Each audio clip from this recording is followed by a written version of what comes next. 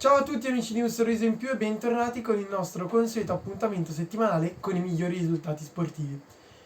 Ci eravamo lasciati con Wimbledon all'inizio dei quarti di finale con il match attesissimo Jannik Sinner contro Novak Djokovic. Il tennista altoatesino ha fatto una grandissima prova, ma è stato purtroppo sconfitto 3-2 e a rendere più amara la sconfitta è stato il fatto che ha giocato davvero bene per 2 set, vinti entrambi, si è portato quindi per 2-7-0 di vantaggio, ma poi non è riuscito a resistere al ritorno dell'intramontabile campione serbo. Novak Djokovic, dopo 2 set in cui aveva commesso davvero tanti errori, frutto anche della capacità di Sinner di rispondere molto bene, di essere aggressivo e di resistere al palleggio del tennista di Belgrado, ha cambiato completamente marcia all'inizio del terzo set, insieme a un comprensibile calo fisiologico di Jannik. Ma la vera differenza è stata la capacità di Novak Djokovic di non commettere più errori. È stato semplicemente perfetto per tutti i 3 set rimanenti, mettendo quindi Sinner sotto una pressione enorme da cui il giovane campione italiano non è ancora in grado di risollevarsi.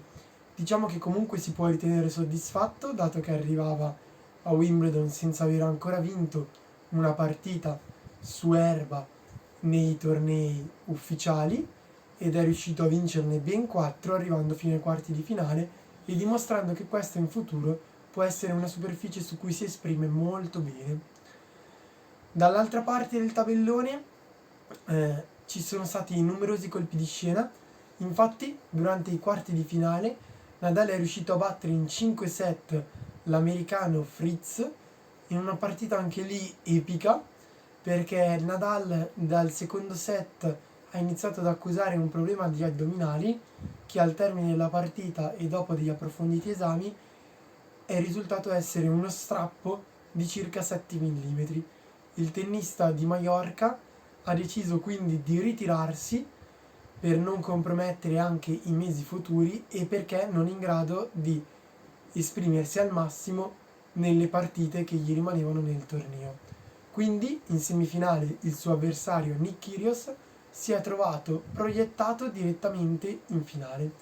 Dall'altra parte Novak Djokovic ha avuto la meglio in 4 set dell'inglese Cameron Norrie in una partita senza storia in cui Djokovic è sembrato lasciare il primo set al tennista inglese quasi diciamo per concessione, una sorta di regalo, e poi nei successivi 3 set è andato in modalità crociera, devastando completamente il tennista inglese sui campi di casa. In finale quindi si sono affrontati Novak Djokovic, già 6 volte campione di Wimbledon, e Nick Kyrgios, l'australiano a 28 anni, alla prima finale di un torneo dello Slam. Il primo set è stato vinto da Kyrgios, che ha approfittato dell'unico momento di imprecisione al servizio di Novak Djokovic per mettere un break di vantaggio, mentre nei suoi turni di servizio è stato semplicemente impeccabile. Al contrario dei 3 set successivi, tutti vinti da Novak Djokovic, in cui semplicemente è sembrato essere di un'altra categoria. Il tennista australiano è stato molto bravo, non ha mai commesso gravi sbavature, ma non è semplicemente riuscito a impensierire.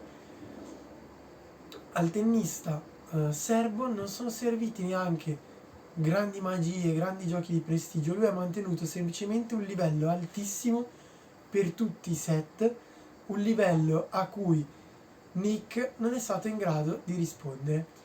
In questo modo Novak Djokovic ha alzato al cielo il suo 7° trofeo di Wimbledon e ha anche completato la sua gioia con un'usanza che ormai è diventata fondamentale per lui, cioè di assaggiare un pochino di erba di Wimbledon, e l'ha mangiata con il sorriso negli occhi perché aveva vinto l'10° trofeo importante della sua carriera. In questo modo Djokovic è arrivato a 21 trofei dello Slam, sorpassando Federer fermo a 20 e ritornando a -1 da Rafa Nadal che ha 22. Quindi non siamo più che contenti e carichi per vedere il proseguo della stagione. Altro grande appuntamento del weekend è stata la Formula 1. Infatti si correva al Red Bull Ring in Austria e finalmente a trionfare è stato Charles Leclerc su Ferrari davanti a Max Verstappen, con al terzo posto Lewis Hamilton su Mercedes. Una Ferrari che comunque è stata contenta a metà, perché la doppietta con l'altra monoposto di Carlos Sainz sembrava alla portata, quando la macchina del pilota spagnolo, che era riuscito a riagguantare Max Verstappen e lo stava seguendo a meno di un secondo, ha preso fuoco per colpa di un problema al motore, togliendo alla Ferrari una doppietta importante per la classifica costruttori e anche per la classifica piloti, perché il secondo posto di Carlos Sainz avrebbe rubato dei punti fondamentali a Max Verstappen. Ferrari che comunque si deve accontentare, diciamo, del successo di Charles Leclerc, che finalmente torna a sorridere e soprattutto a dominare una gara in cui ha sorpassato per ben 3 volte in pista Max Verstappen e in cui è stato più forte anche di un problema all'acceleratore nei 10 giri finali. Ferrari che comunque può guardare con fiducia le prossime 2 gare prima della pausa, che sono in Francia e in Ungheria.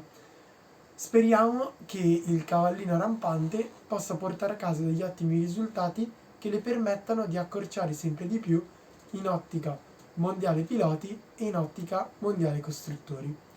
Per questa settimana è tutto. Ci vediamo settimana prossima con Passione Sportiva di Mattia. Ciao a tutti!